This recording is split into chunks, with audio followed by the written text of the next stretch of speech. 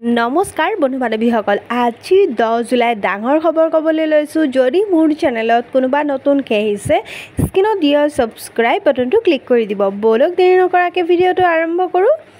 আজি ক'বলৈ লৈছোঁ যে আজি 10 জুলাই বৃহস্পতিবাৰ অৰুণোদয় আঁচনিৰ পৰা বৃদ্ধ পেঞ্চনৰ আঁচনিলৈকে ডাঙৰ খবৰ ক'বলৈ লৈছোঁ। যোনে যোনে এই অৰুণোদয় আঁচনি নতুনকৈ এপ্লাই কৰিছে তেওঁলোকে আজিৰ ডেটতে লাভ কৰিব টকা। আজি লাখ লাখ লোকৰ একাউণ্টত সোমাই যাব টকা আৰু প্ৰতিগৰাকী লোকে পাব টকা। আৰু শীঘ্ৰেই যদি আপোনালোকে KYC কমপ্লিট কৰা নাই তেতিয়াহ'লে কিন্তু আপোনালোকে এই টকাটো লাভ নকৰিব। আৰু অৰুণোদয়ৰ 1250 টকা আজিৰ ডেটত সোমাই যাব সকলোৰে একাউণ্টত।